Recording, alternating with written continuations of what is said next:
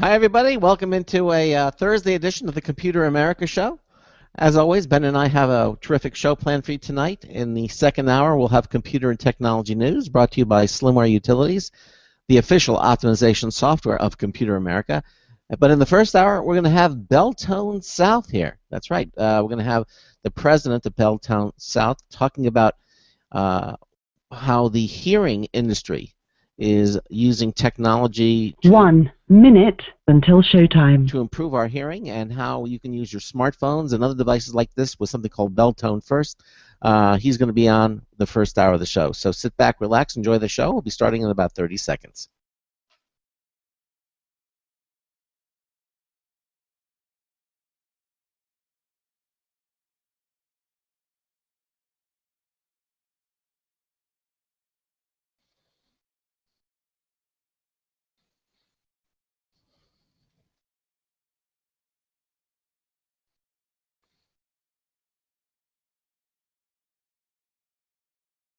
They're chanting your name in the chat room.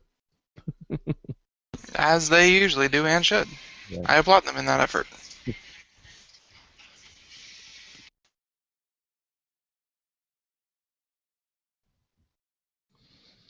10 seconds. Your show will go live in 5 seconds. 4, 3, 2, 1.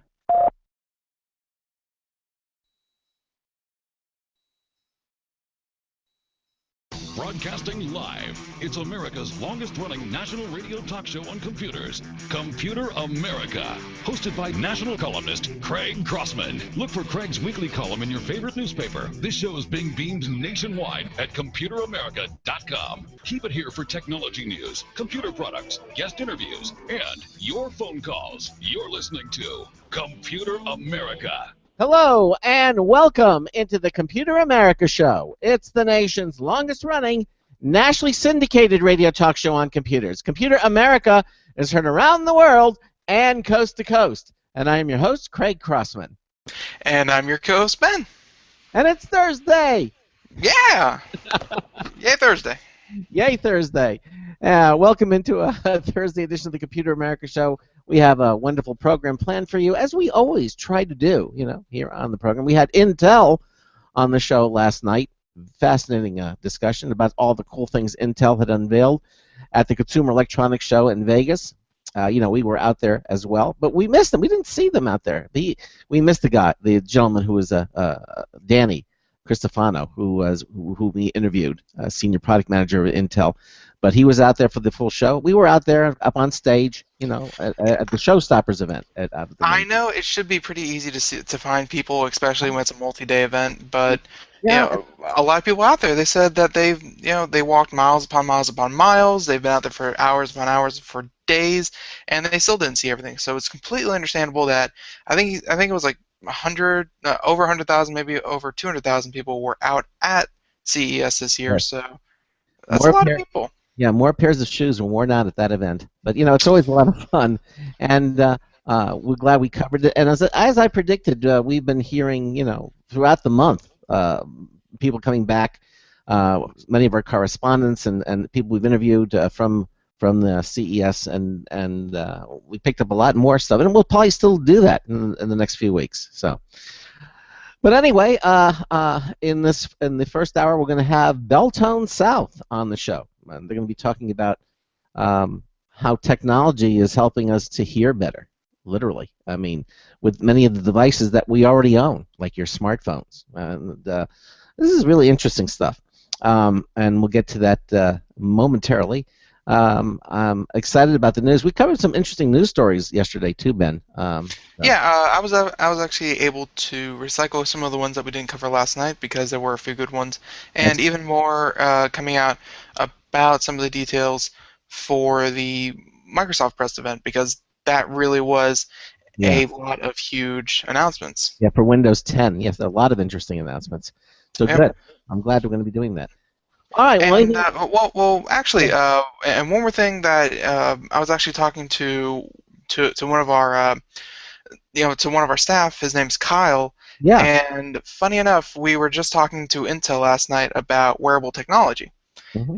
And I didn't get a chance to work into the conversation last night, but he had actually told us his experience. He actually got a uh, a smartwatch, and he wears it 24/7. It tells him his heart rate, that kind of thing, how far he's walked, that exercise, fitness band. But he also wears it to bed, and he uses it as a sleep monitor. So it actually tracks when he sleeps, how long he sleeps, how deep is his sleep, that kind of thing. So how about a smartwatch? I want to know, does it make him smarter? Actually, it's making him a bit paranoid because he says that he's hasn't been getting a lot of restful sleep. Like, he always wakes up tired, and he thought getting a fitness tracker would kind of help with that. And one of the things that he found out, though, was while ignorance is bliss, he was wearing the fitness watch. He found out that even though he was getting a solid 8 hours of sleep a night, Yeah. his Yep. fitness watch was only registering about 3 hours of actual restful sleep. 3 hours? Yeah, the rest of that was him tossing and turning, being in a lighter state of sleep, just not restful at all. And then I think it's just the fact that he knew, because he was always a little bit tired by waking up. He never got that full restful sleep. But just the fact that he knows that he's not getting a full night's of restful sleep, he's even more tired after the fact. Well, there you go. So, wearable technology. Wear it if you want to dispel the smoke and mirrors of maybe even a good night's sleep. Well, okay. As I said, we have our guest, first hour guest, kind of standing by in the wings, so I think we should bring him on. As I mentioned, this first hour is with a company called Beltone South. Let's see, we've had Beltone Canada, we've had Beltone New England? New England, we've had Beltone West, Beltone East, Beltone North, and now we're going to have Beltone South. There are a lot of Beltones out there, evidently. But seriously, the company is called Beltone South, and they recently introduced what they're calling a revolutionary hearing aid capable of streaming high-quality stereo sound from an iPhone, iPad, iPod Touch without the need for an additional pendant-like or dongle device, which is called. Wearers can also customize their hearing experience through the Beltone Hear Plus app. See, there really is an app for everything. In fact, we're going to hear how Beltone South advances a number of Beltone technologies which are already leading the hearing care industry. Now, joining us tonight is Perry Ebel. Perry is the president and CEO of Beltone South. Perry, welcome into Computer America. How are you? Yeah, I'm doing very good. Thanks a lot, Craig, for having me on. Our pleasure, sir. Very, very glad to have you. Now, so before we discuss the technology, let's talk a little bit about hearing loss. In your opinion, how prevalent is hearing loss? Well, it's very prevalent in the United States. About 1 in 10 people have what we would think of as a clinically significant hearing loss. And, of course, if you're over age 65, that number goes to about 1 in 5. So it's very, very prevalent. About 30 million Americans have it. I'm sorry, what did you say? Oh, I'm sorry, I couldn't help about that. 30 million Americans. I'm sorry, I couldn't help that. I couldn't help it. It's a big number. Yeah, big number, absolutely. Good. And no, we're kidding about it, but the opposite. Craig, you're lucky you didn't catch that joke. Yeah, That was awful. I know. No, I've been doing this for so many years. Usually I get those when they come out. Obviously it's a serious topic, but it's still obviously something that, but the point is, people, so is it necessarily an age thing? Are you saying, I mean? Well, it's no, it's not necessarily an age thing, although we think of it in terms of age most often. And some of the most prevalent forms of it are age-related or genetically related loss. But it has a huge effect on people in your business, in the radio business. Imagine not being able to hear well. Yeah. And even people with hearing loss, they, depending on the type of hearing loss they have, they may be missing frequencies, so they're missing certain sounds. So if you take a word like stove, they hear you saying the word, but they may hear toe or so or o. They may not be picking up all of those consonant sounds, and so it's very hard to discern what the word is. And there's a big difference between stove and toe and o and so. Yeah, exactly. Especially the sibilant sounds. This is what you're kind of talking about, the S's and the T's. Yeah, exactly right. Those are all high frequency sounds, and so those tend to be, as you develop hearing loss, those tend to be the first sounds to give way. And so you hear those big vowel sounds because those are all low frequency sounds and they carry really well. And those high frequency sounds, those consonant sounds that we can't say very loud, get lost as hearing loss starts and as it progresses. Yeah. And now, what about the people who abuse their ears? Let's say they went to a lot of concerts, back in the 80s and 70s, and loud concerts. Does that take a toll on hearing? Yeah, I'm part of that baby boomer generation. You know, we were the first generation to have headsets that amplified the sound and cranked it up to hear that rock and roll. And our generation, that baby boomer generation, is seeing hearing loss at an earlier age than the Korean and the World War II generation. And consequently, it flows on down because Generation X, the millennials, because of earbuds and the amplified sound and the difference, the way that sound is amplified in the ear, they're seeing hearing loss at a much earlier age than the baby boomers did. Wow, exactly. So now there. Real quick, just to put a personal experience to this, I was actually worked in manufacturing, and while the noise level wasn't unbearable, I mean, you could walk around and still do your job without wearing earplugs and things like that. And while earplugs were encouraged, they were not mandatory. But a lot of people were walking around, and they were in this environment. While I was the young one, there were people who had been working in this environment for 15, 20 years. And while, yeah, you could do your job, it wasn't that painful. Eventually, you drone it out. After about 15 years, every single one of my coworkers had a good ear and a bad ear. Every single one of them had some form of hearing loss. So it's not just the sharp sounds of war, the concussive blasts and things like that. It's also just general workplace and not taking proper care of your ears, because 15, 20 years, when something happens over such a long period of time, you don't really notice until one day you're hearing this high-pitched whine and you don't even know that, and you don't even realize you've been listening to that for the past 5 years. Well, that could be your wife, for all you know. That too. Could be, but well, you have it exactly right. It's that consistent level of sound, and much like not wearing sunglasses and having sunlight in your eyes all the time. You start, those receptors, those nerve endings, start to either get damaged because of it, or the processing of the information gets lost because you're just constantly feeding this, and so it resets its base level. So the symptoms of hearing loss basically are the sibilants, the high frequencies. That's usually the first thing to go. What? The high.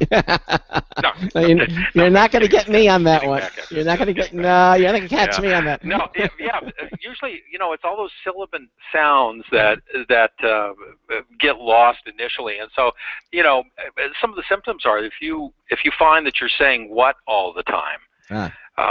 That's a symptom of hearing loss. If you have a friend that when you listen to them they mumble, they may every two mumbles, that would certainly be a sign of hearing loss. Or if people tell you your television's too loud, or you have trouble hearing on the telephone because of the technical constrictions of the telephone, you don't have that broad spectrum of sound available in normal speech, and so that would be a sign of hearing loss. Right.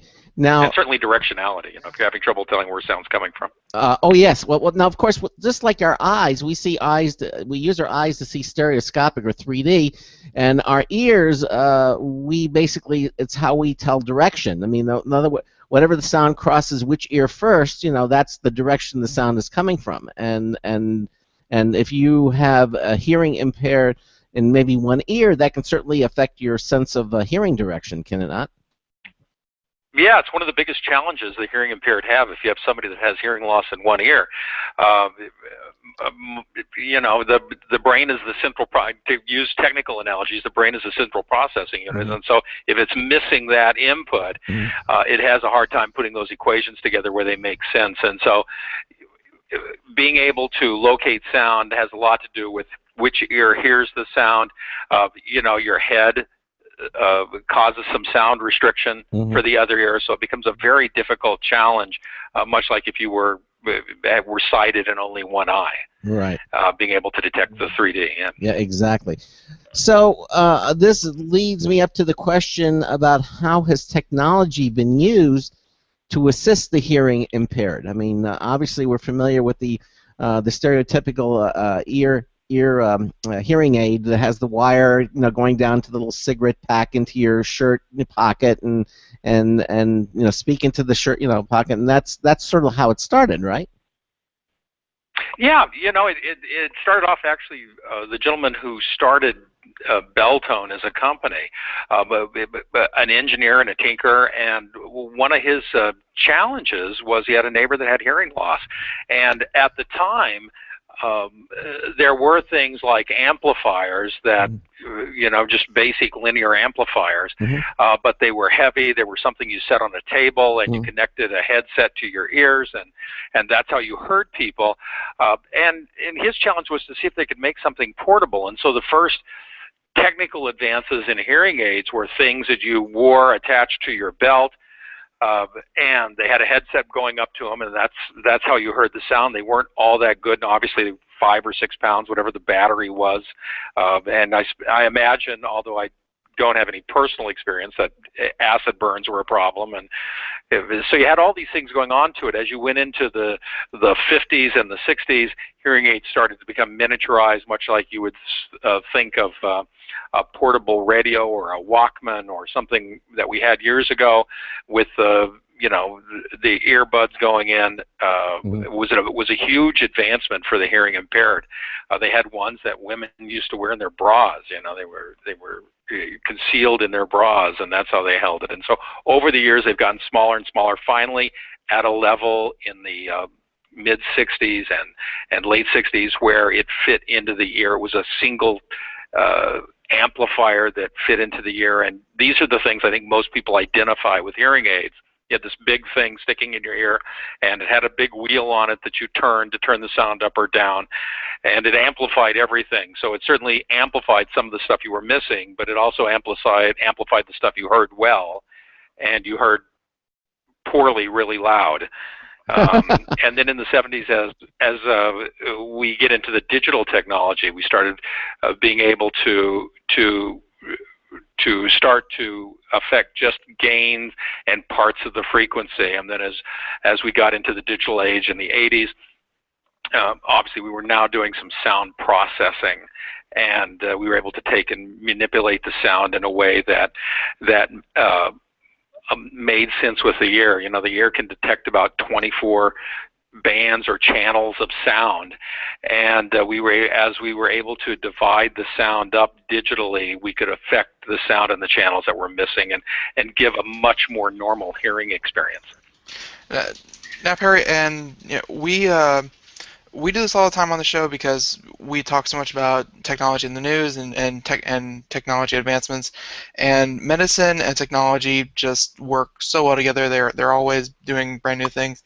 So I know that you guys are focusing mainly on hearing aids and hearing loss, and you can focus on that. But I just want to get your sense about how technology is kind of blending with medicine, and what your thoughts on that are. Well, it's really driving a lot of medicine. I mean, certainly in the hearing aid world, the technology for hearing aids, and now that we're using processors inside the hearing aids, the technology's gotten so good that it's forcing the audiology to get better. The way we test for hearing loss these days is a much better process, primarily to take advantage of the technology. You were talking about wearable technology, which is the new hot item coming up, and really hearing aids today, and they have been for 3 or 4 years now. They fit the definition of wearable technology. They keep track of the environments you're in. They keep track of what they've had to do to help you hear. They're able to do to shift the microphones digitally so that they become pseudo-directional microphones. It's just amazing how the technology is driving it, and I think it's that way in most of medicine. I sat through a symposium recently on LASIK eye surgery, and the way they're being able to process the information now and use the lasers, they really don't have to use a blade anymore at all. And so I think that's everything. Really. So these, in other words, these improvements, are we talking about the past 10 years, would you say? I mean, these advances that you're talking about? Well, I think the greatest advances have been in the last 10 years. You know, hearing aids, we were talking about the ones that you would picture your grandparents in, the kind of big ones, and if you went to hug somebody, they squealed all the time. And you know, about 9 years ago, the first what are called open fit hearing aids came out, and those are the little hearing aids kind of sit behind the ear, and there's a little thin wire that goes into the ear. And what that allowed us to do was to allow normal sound to come into the ear without blocking the ear or occluding the ear, and assisting those frequencies where there was a loss. And so it gave people a much more comfortable fit and a much smaller package. Now, since that technology has come out, you know, when that came out, 100% of the hearing aids were custom fit, those things that you see in people's ear. Over the last 10 years now, only about 15% of the market are those kind of custom fit big hearing aids, primarily for people with severe or profound loss. Mm-hmm. Most other losses today we can do with an open fit hearing aid, and we don't have to block the ear, and they don't have to have that ugly thing there. In fact, it's very difficult to see hearing aids today. Wow. Well, so it used to be 100%, now it's closer to 15%. So most hearing aids nowadays, they aren't there to just amplify all sound, because I'll admit, I really, other than, you know, Beltone coming on the show, hearing aids really not my priority as a young 20-something. But apparently, so hearing aids, they don't just amplify across the board anymore.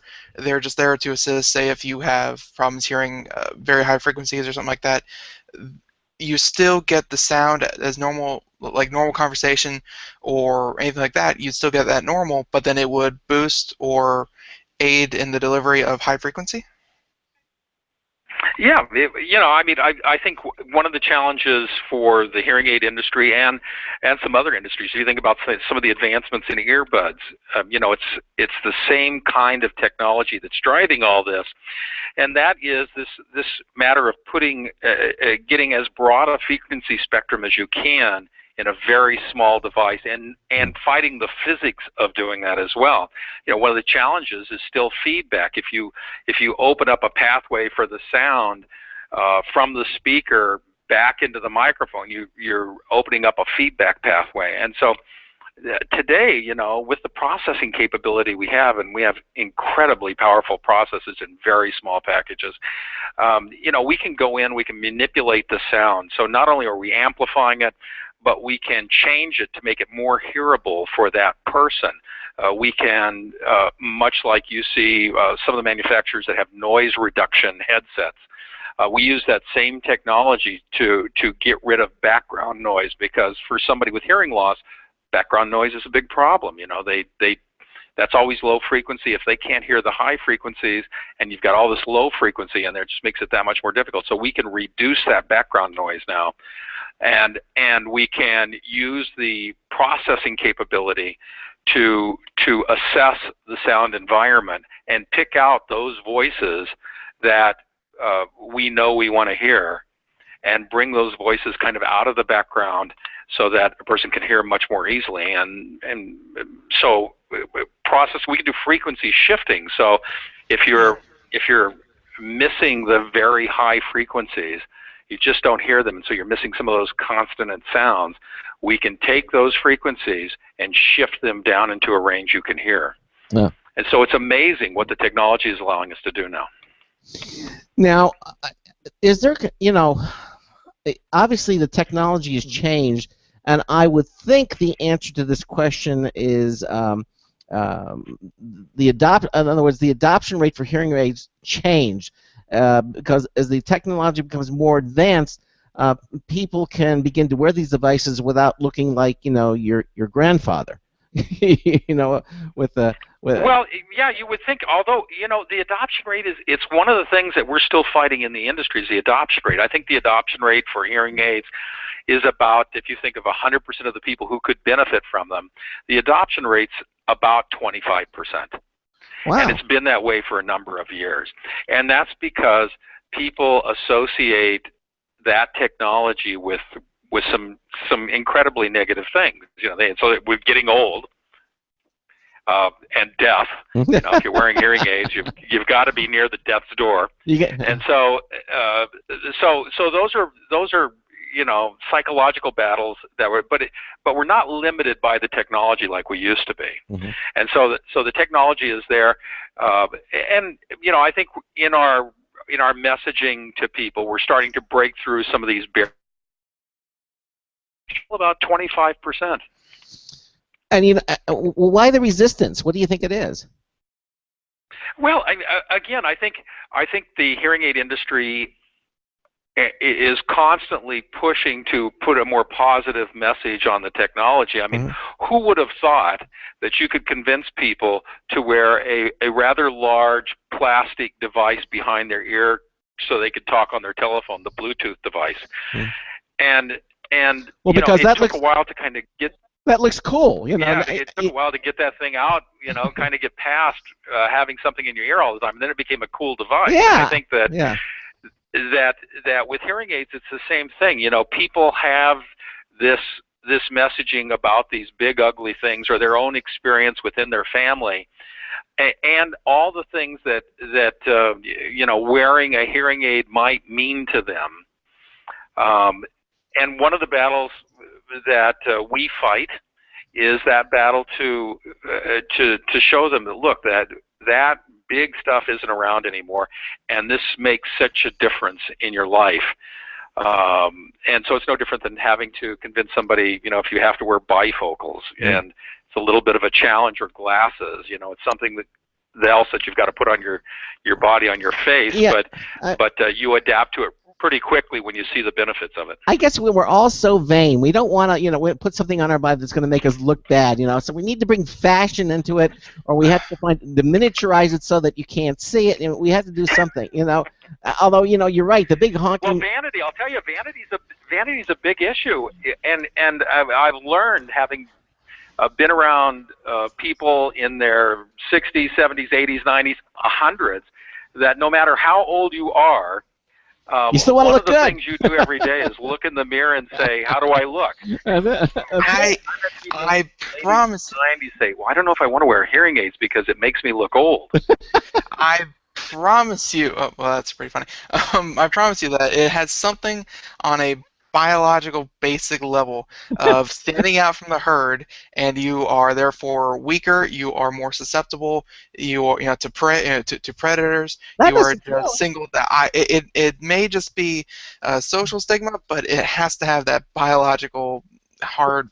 You can stand out in the crowd and look great. I mean, look at the superheroes with the costumes. They want to stand out, Okay, now you can be the bull with the largest horns, and you can be the stud, or you could be unfortunately the gazelle with the limp. There are two very different things, and it might not be exactly that, but it has to be hardwired into our brain somewhere that if I need these medical devices, I am somehow weaker, what have you, which totally not true. I mean, that's the reason these things exist, is to help you to be, if not average, above average, or get by. Well, I think in this, you have to feel like that sometimes. I think in this day and age, we're getting to the point now where, as Perry had mentioned, you have Bluetooth ear headsets that you're wearing technology with wearables are becoming much more fashionable. That's one of the things we were talking about with Intel, by the way, yesterday, about wearables and what they're doing, and they're getting smaller and miniaturized. I think that stigma is getting to be pretty much passé, especially if people can wear these gargantuan headsets when they're listening to music. You know, these But it's that Dr. thing, man. Dre. It's wanting to wear a wearable technology because it's cool, because it helps me with my phone, that kind of thing.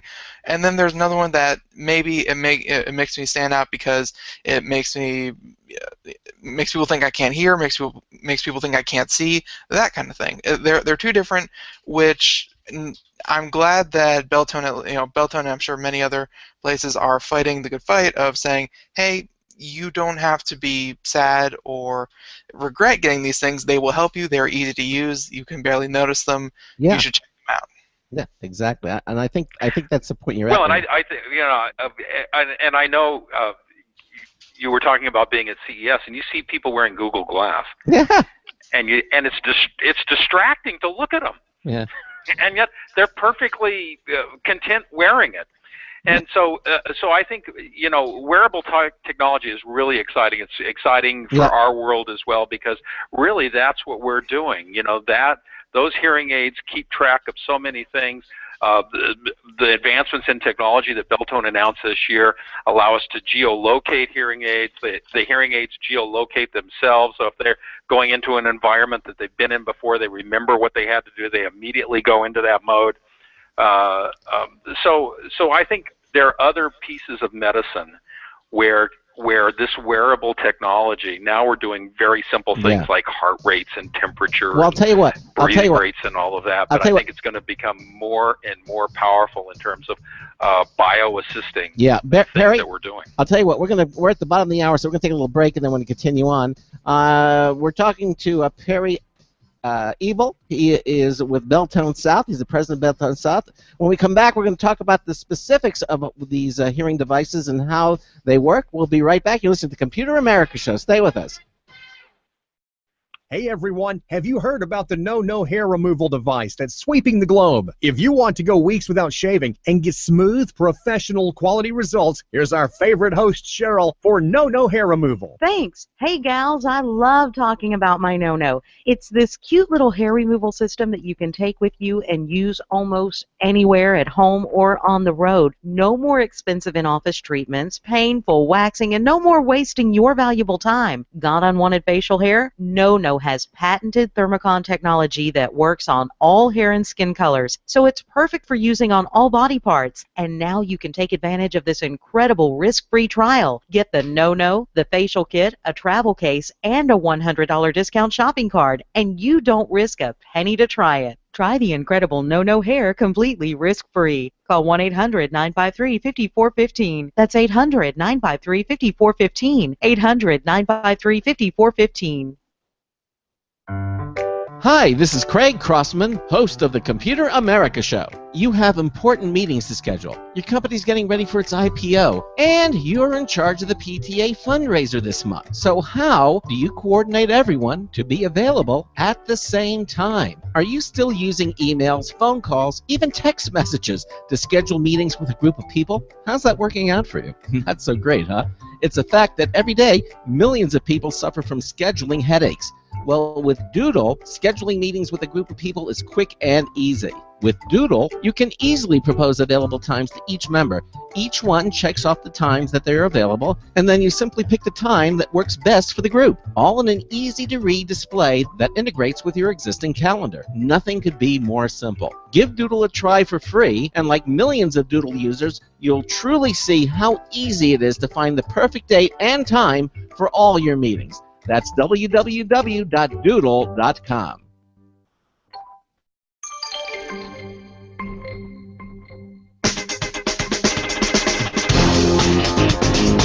Oh, hey, you came back. This is Marty Winston with a News Tips Bulletin Review for Computer America, this time the BITS Tech Deck Cable Corral. BITS Limited has some very cool gap fillers for many of the hassles that, well, they confront even barely geek people. And this review is their Tech Deck Cable Corral, a bent wire wonder that keeps all kinds of cabling from running asunder. The steel wires create an open trough about 6 inches wide, 2 feet long, and 4 inches deep, with hardware that lets you mount its 4 extended top points underneath a desk or a shelf. With the open sides and slanted bails, you can run any needed mix of power, network, or AV cables, for example. Cables can easily enter or exit at any point along its run. The gear beneath, whether on a shelf or on the floor, stays in the clear, and you can line up several of these for longer runs, all without the bother of cable strapping. Bottom line, the Tech Deck Cable Corral from Bits Limited is a capable cable duct that keeps wiring nicely tucked. This is Marty Winston with a News Tips Bulletin Review for Computer America. Welcome back to the Computer America Show. It is 33 minutes past the hour. At the bottom of the hour, we are talking to Perry Ebel here from Beltone South. And right now, or at least in the past half hour, let's be honest, we were talking generalities, people with hearing aids, people who need them, who needs them, that kind of thing. And we could continue on about that all night. Interesting, but Beltone South does actually do something to solve everything we were just talking about, or at least help with those things. And so before you do that, Ben, I've been remiss a little bit here as my duties as a talk show host. You want to give out the contact information. I don't didn't you? give out the contact information. You should do it at the top of the hour, so let's do that. If you have a question for our guests, give us a call at 347-884-8881. That's 347-884-8881. I'll get you on and get you through. Email is live, L-I-V-E, at computeramerica.com. You can join us in our live interactive chat room at computeramerica.com, and also watch the live Computer America video streaming page at computeramerica.com. Give us a call, 347-884-8881. Okay, Ben, continue. All right, so yeah, Perry, why don't we get into some specifics we have like 25 more minutes, and I think it should be a good chunk of time to get through most of the products that Beltone actually provides. So what, I guess, is your newest product for Beltone and hearing aids? Well, I think the advancement that we think is maybe the most significant advancement in hearing aids, and is winning some technology awards having nothing to do with hearing aids, is called the Beltone First. Yep. And it's a multi-channel, 17-channel hearing aid, of which there are a number. But what's significant about this one is the way that it processes sound and the speed of the processor, and its ability to link to other devices like the iPhone, a direct link. We've wanted to do that for a long time. The challenge has been is that just getting the Bluetooth circuitry at a level where it could be wearable circuitry, and we didn't have to have this third device that had to be worn as a dongle or something attached to the clothing. Mm-hmm. And so that just came out this last year. And so now those hearing aids can connect directly to the iPhone, as an example. And they can be controlled from the iPhone. And that's huge. If you have hearing loss, being able to hear that telephone in your ear and hear it in both ears is huge in raising somebody's ability to comprehend the speech. And that's a very, very exciting change. And some of the other things, the frequency shifting, being able to bring those frequencies into an area where there is a greater ability to comprehend the sound, is a huge advancement in hearing aid technology. Yeah, and again, the product is called Beltone First, and now you can use your smartphone to control this device as well. Yeah, the amazing thing is that you can take a smartphone, and we just, in fact, are announcing connection. We have an Android app now that does a very similar thing. But with the Hear Plus, the Beltone Hear Plus app, you can have complete control of that hearing aid. You can go in, you can adjust the volume either side. You can adjust the environments that the hearing aid responds well in. So there are some preset environments like going into a restaurant or going to church or being out in a stadium. You can also adjust the bass and the treble to give you a little better hearing experience. What's amazing is that now when you make those adjustments with your iPhone, again, we talk about vanity. it's nothing. People wouldn't think anything about you having an iPhone and playing with it. Yeah. Where if you had some other device, it might be a key that something else is going on there. So, in terms of vanity, it's a great advancement in vanity as well. And obviously, I use one. I wear them. I don't need hearing aids, but I use them as Bluetooth devices because they're completely invisible. And so it's a fantastic Bluetooth device. Really? So you could actually use this as a Bluetooth communications with your smartphone? Yeah, we've been playing around with it in some other areas. You know, not only can you use it in your smartphone, listening to music with it. We've even put them in some audio production environments as a way for the producer to talk to the guest without having to have the monitor on. And so it works really, really well. ESPN was one of the first companies to try that out, and it worked fantastic. Yeah, and because it's more than just having a little sound going into your ear. I mean, there's all these different frequencies. I mean, you can really fine-tune what it is that people are hearing without distracting, you know, and focusing what it is that they need to hear.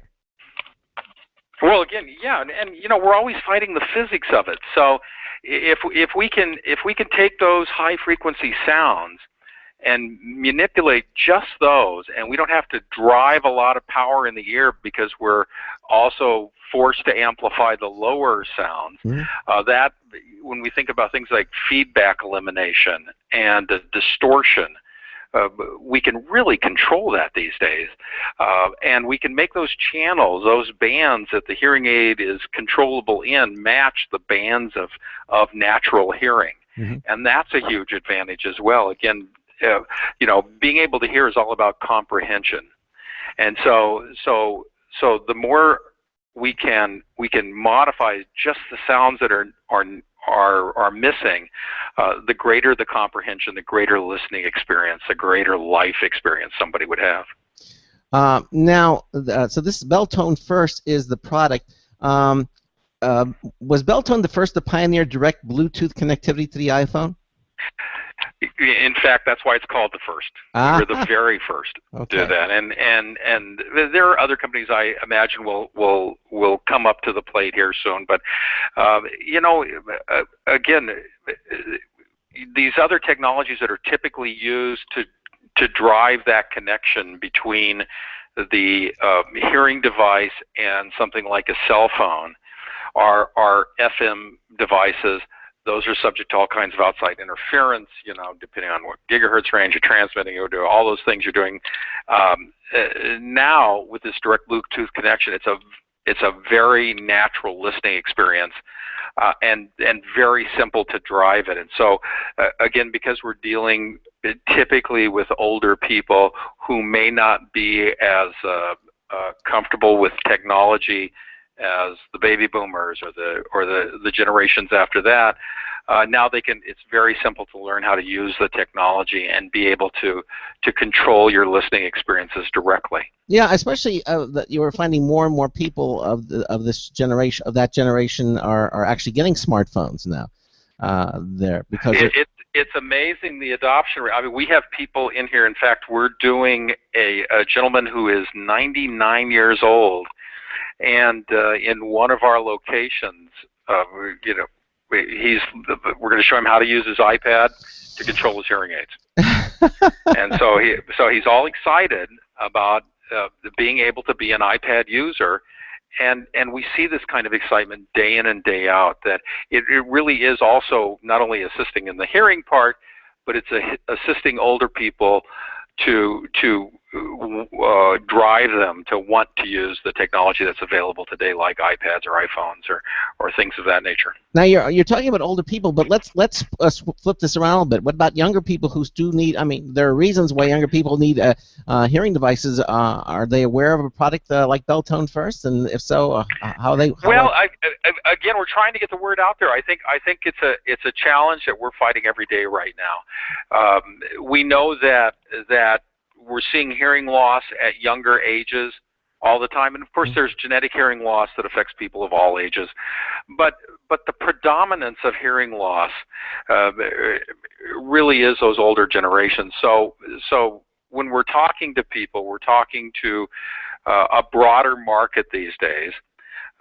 because again, people that have sound-related hearing loss, loudness-related hearing loss, and so it is a challenge for us to kind of get out there. And I think the technology that's available to us to treat hearing loss much earlier than we could treat it before is relative new. And I think over the next few years we'll do a much better job getting that word out there and showing people that even at a younger age, the importance of being able to hear well.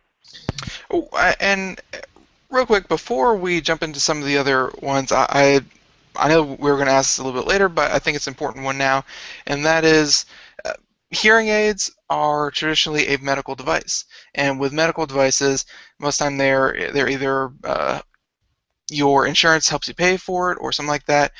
But I was thinking in terms of cost, that could be another barrier, because if I think if the device was actually cheap enough that people could kind of forego the paperwork and the red tape and that kind of thing and dealing with their healthcare provider, even though some people might have an easier time of it, instead just were able to purchase something like Beltone for themselves, then the entry level would be even lower. So I just kind of want to get costs out there and whether or not insurance would help with that.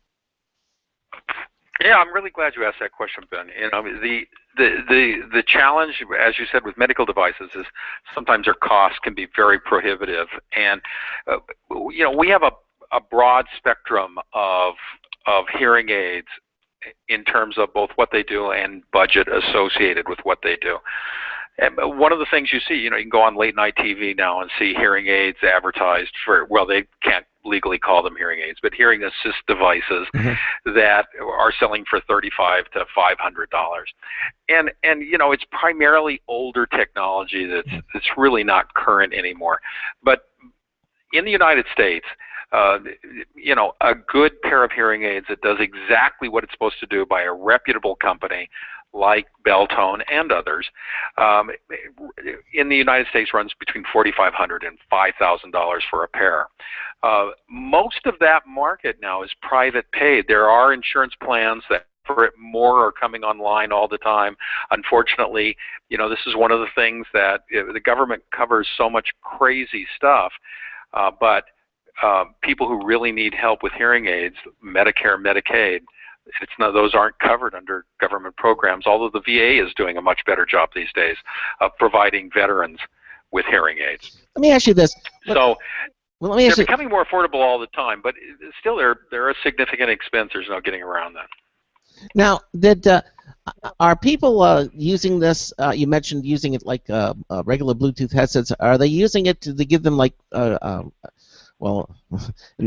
like super hearing? I mean, I've seen ads where they say you can do it. You can actually hear people like a block away or something. He's trying to turn himself into the Bionic Man, so he has his robotic legs lined up and he's southern here. Yeah. Just a little southern. We have a lot of hunters in Tennessee and in Georgia, and we can actually adjust the hearing aid so that when they're out in the woods and there's relative quiet, we can give them some indication of sound at a very low level.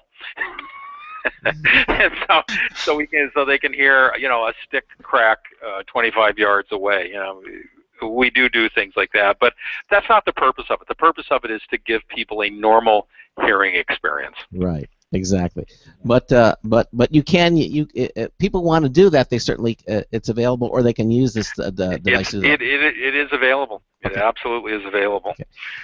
And all the you have all the spin-off technologies of that as well, as we were talking about other industries where this technology now is becoming adaptive. If you think about connections to phones now, we think about miniaturizing the headsets that receptionists are wearing when they're answering the phone day in and day out, or as we said, monitors in a broadcast studio where before you were locked into a battery pack if you were doing it wirelessly.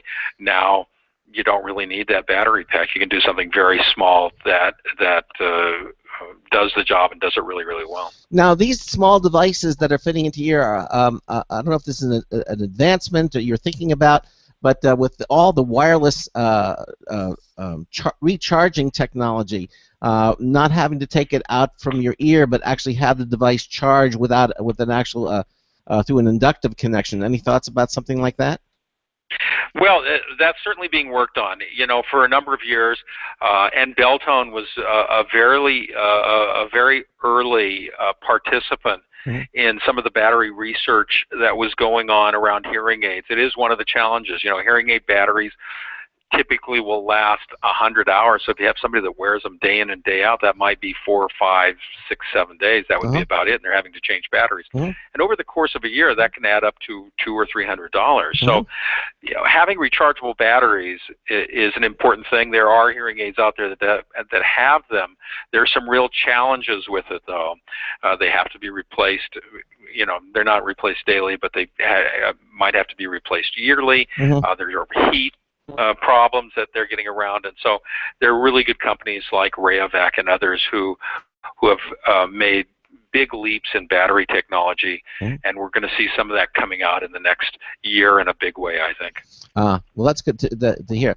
No pun intended. And that affects other technologies as well. As you know, a lot of technologies are limited by the state of batteries. Yes, that's very true.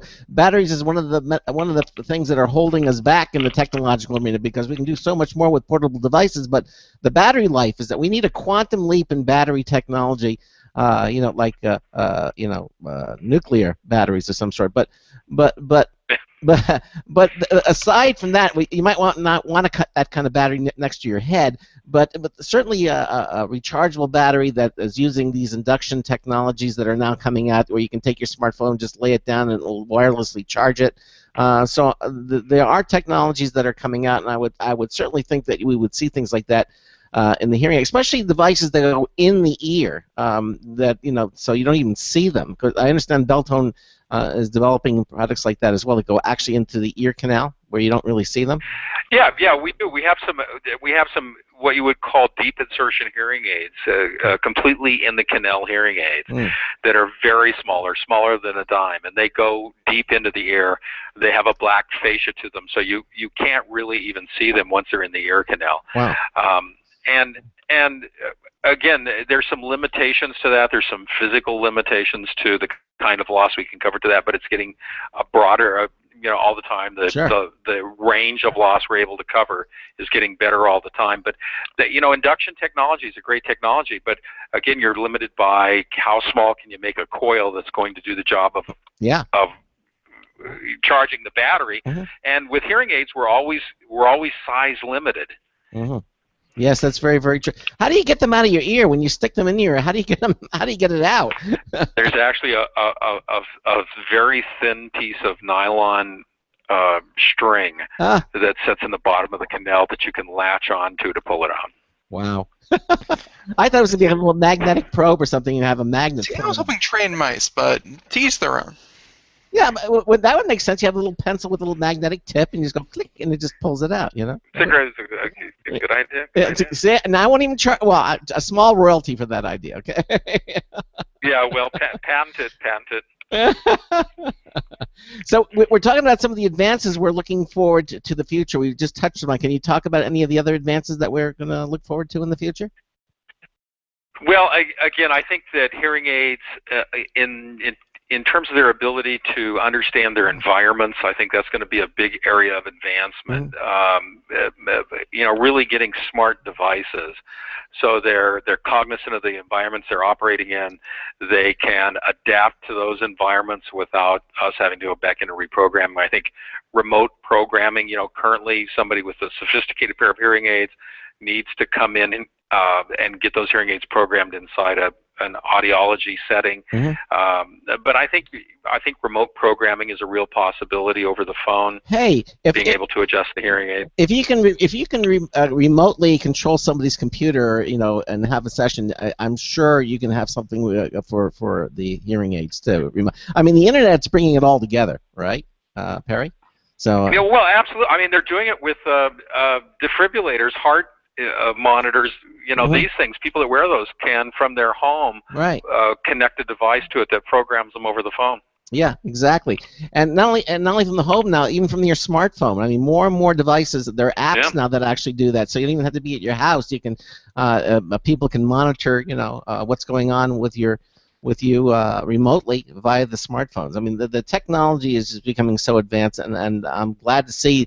And this certainly falls into the medical arena, hearing aid devices. What kind of hearing loss is how say not targeted, but appropriate, that you can deal with? Are there certain types of nerve damage that you can or cannot work with? What is it you work with? Well, hearing aids are really good for nerve-related hearing loss. Hearing loss that's associated, it's called sensory neural hearing loss. So hearing loss that's associated with the nerves inside your inner ear. If you have mechanical hearing loss, conduction hearing loss is associated with the eardrum or the bones inside your ear. That's almost best done with surgery these days, and prosthetics. But hearing aids are really good at compensating for nerve-related hearing loss, and it's a wide range. We can deal with people who have severe to profound loss. The softest sound they hear would be like a semi truck blowing its horn, and you're standing next to it. That's pretty nice.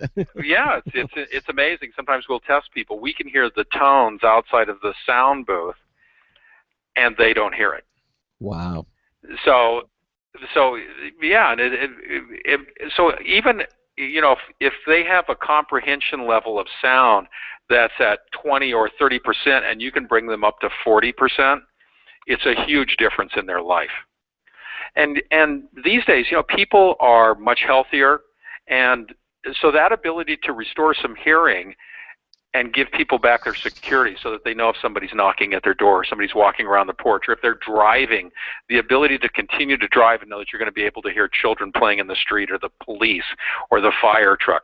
Those are all security and independence issues, and hearing aids today can solve a lot of those issues. So it makes a huge difference in people being able to live independently for a much longer time. And anybody using a Beltone First device, not only that, they can also listen to music, right? They can do, if they have on. It's full enjoyment, and we have people that are, especially in the area of Tennessee I live in, where we're really close to Nashville. We have a lot of retired musicians, and they're used to hearing sound over very sophisticated audio technology, and they love the way it sounds. And being able to just pull the file up on your iPhone, your smartphone, and listen to music and hear it well. Yeah. It's just wonderful to see their response to it. Yeah, that is amazing.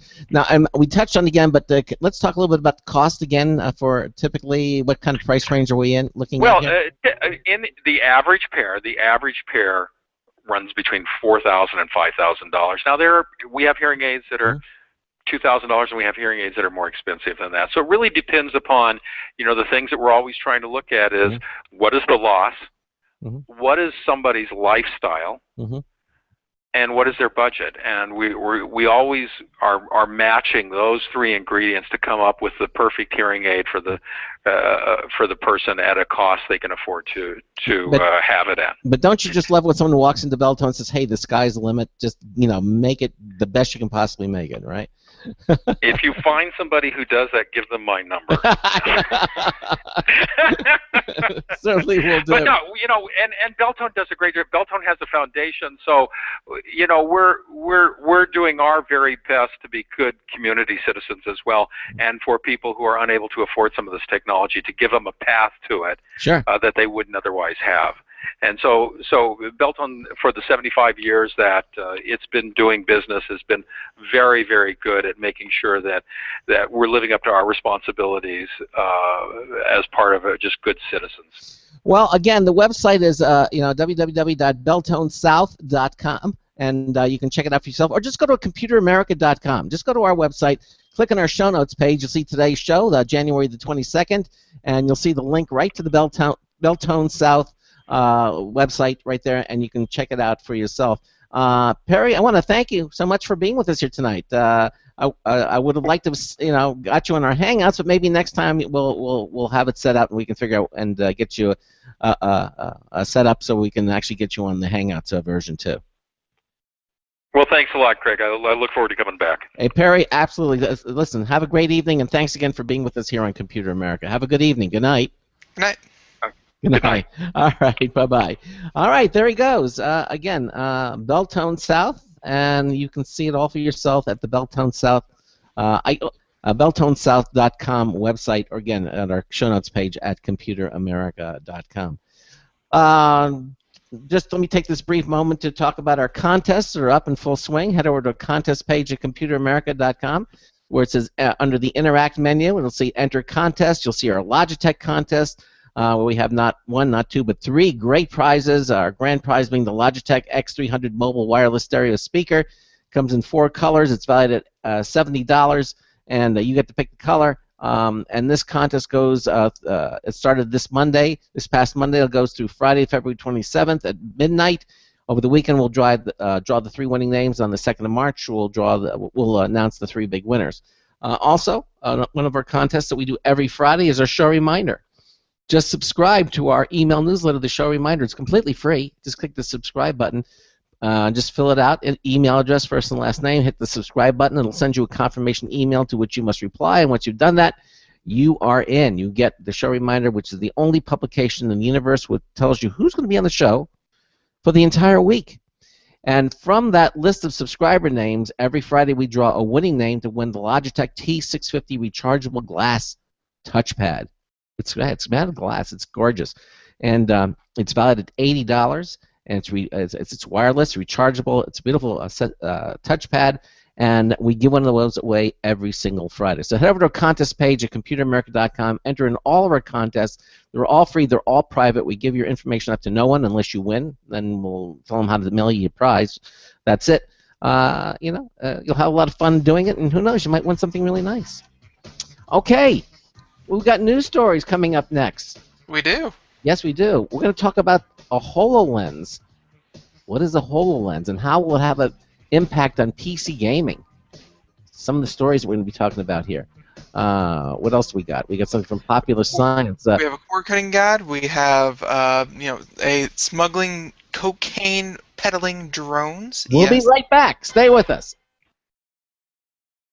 Broadcasting live. It's the only national radio talk show on computers to air every weeknight. Computer America. Hosted by national columnist Craig Crossman. The first hour's behind us, but there's still more of tech news, tech talk, and your phone calls. We're being beamed nationwide at ComputerAmerica.com. You got computer problems? Bring them on. You're listening to Computer America. Computers run the world, and we run computers. Call us or send us an email to live@computeramerica.com. Hello and welcome into Hour 2 of the nation's longest-running, nationally syndicated radio talk show on computers. This is the Computer America Show, and I'm your host, Craig Crossman. And I'm your co-host, Ben. And again, thanks to Perry from Beltone South, Perry Ebel. We were supposed to have him on our Google Hangouts, but his microphone had a last-minute frizz. We're not sure what it was, and so but we just had him on the vocal portion of the show. But hopefully next time we'll have him back, and he can join us for the Hangouts, the video. For sure. Yeah, exactly. But in the meantime, Ben and I have video, and it's working tonight. and glad. Oh no, Craig. Actually, for anyone who might be interested, hey Craig, you want to tell people why that didn't work? Yes, it was something out in the ether. I think it was. No, I know. I believe it's a very simple technical problem. I alert everyone on. I downloaded a plugin for my Chrome extension, because one of the nice things that I love about Chrome, the Chrome browser, Ben put me onto it, is that if you download several different tabs and one of them starts playing audio, with Firefox you don't know which one it is and you have to shut the whole thing down. With Chrome, a little speaker icon will appear in one of the tabs and you can go to that tab immediately and stop the audio from playing. But then there was they also offered this little extension, a little plugin that would do that. Not only would do that, would take advantage of that, it would automatically mute the audio. In other words, that on the tab that started playing audio, so it would not only alert you to it, but it would also mute it. Okay. Well, I said that's really cool. So I don't have to close the tab. Then I can just stop it right there. I don't have to worry about it. Well, evidently, when I downloaded that, and it evidently affected Hangouts in such a way I couldn't hear what Ben was saying. So But I'm glad we spent such a long time troubleshooting everything on my end to Yeah. restart every system, to check every device, to Well- unplug, replug, wash, shake, left hand in, left hand out, to make sure that it was not my fault. Well, usually 4 out of 5 times it is, but in this case it 4 wasn't. out of 5 is a big number, Mr. Crossman. But anyway, it's up and running. I got rid of that plugin for Chrome, and now everything seems to be working. When it's Craig's fault, he just brushes right over it. When it's my fault, let's hammer that home until the cows come home. There you go. And we like those cows coming home, too. All right, well, anyhow, it's hour 2 of the Computer America show, and we've got a lot of great news stories, so why don't we get to them? Okay, Ben? All right. All right. Tonight's Computer and Technology News is brought to you by Slimware Utilities, the official optimization software of Computer America. You can visit them at slimwareutilities.com to clean, speed up, and optimize your Windows system for free. I have it on mute. You can't trust me to do that. For free. That's right. Everything at slimwareutilities.com website, absolutely free. There's really no reason why you shouldn't download them all. We use them here at the Crossman household, and we have them all here. Download them all. They're completely free. They're not freemium. You don't pay money later on. They're completely free. They're wonderful. They do clean, speed up, and optimize your Windows system. Have them in your toolbox. Everybody should have all the Slimware utilities in their toolbox when they need them, and be ready for it. You'll be glad that you did, and you'll thank us for it. slimwareutilities.com. And in this first story, Microsoft just recently had this big Windows 10 what was it, a conference? It was a conference, yes, we can call it that. Well, Microsoft now, at this also, as more and more information is coming in about this conference, Microsoft showed off touch-first universal Office apps. Which I think is right. As part of Microsoft's plan to deliver the Windows 10 experience to your computer, tablet, and smartphone, the new Office eliminates the need for device-specific versions of Outlook, Word, Excel, and PowerPoint. Now, according to this story, promising a nearly no-compromise experience for phones, tablets, and PCs, Microsoft demoed its upcoming universal apps for Word, Excel, and PowerPoint. This happened yesterday. The new Office apps are designed for Windows 10 and were made with touch in mind and will be included in Windows 10 on phones and tablets. Microsoft will continue developing its Win32 apps that are specifically designed for power use on PC. Now, Microsoft's Vice President for the Operating Systems Group showed how their universal apps will offer a consistent, highly rich, and highly complete Office experience on mobile devices. For example, a reflow viewing option optimizes Word documents for viewing on mobile devices, while the familiar Office ribbon has been formatted into the app bar, allowing for access to all the tools you're used to having with the PC version in the locations you're used to finding them. That's cool. Worth noting, too, is that your recent document list syncs between devices, so work you've started on a tablet can quickly be opened on your PC for editing. Now, for PowerPoint, you get slide animations and transitions you're used to having at your fingertips. So giving a presentation from a recent Windows phone or tablet will be just as smooth as playing it from a PC. Miracast is supported for delivering presentations wirelessly, and wireless printing will be possible as well. So there's just more updates coming from this Microsoft experience that they had yesterday. Very cool. Very cool indeed. Mm-hmm. That's just Windows 10 is shaping up to be really good. What can I say? Can't wait to see the final result. Yep. I really think Microsoft is doing it right this time. Yep. No complaints from us, though. I guess we should have either. Let's see. Who is a Microsoft party pooper? Michael Miller. Michael Miller. He's a big one. And then there's the Apple fanboy Gene Steinberg. He he enjoys downing Microsoft. Yeah. So I can't wait to see what they think, because it's easy to jump on the party train, but when you are a downer, this is your time to shine. This is your time to sway people's minds and hearts. So Yeah, Michael can't Miller will wait be with us. Michael Miller will be with us next Friday, not this Friday, but next Friday he will be joining us. So, I'm sure he will have plenty of fodder. yes, he will. Okay. All right. So this next story is, yes, computer games. No, don't throw your bricks at me. But this is about the Elder Scrolls Online, Ah, okay. the newest game from Bethesda. Uh, the Elder Scrolls Online was their version of an MMO, starring everything you loved about Skyrim, everything you loved about the Elder Scrolls, which has been a very, very long-running franchise. Elder Scrolls has been around since the early 90s, maybe even late 80s. It's a long, no, early 90s. It's a long-going franchise. So when they announced the Elder Scrolls Online, people thought, wow, this is another big heavy hitter, heavy contender. Though it seems that it has fallen to the same fate as Knights of the Old Republic.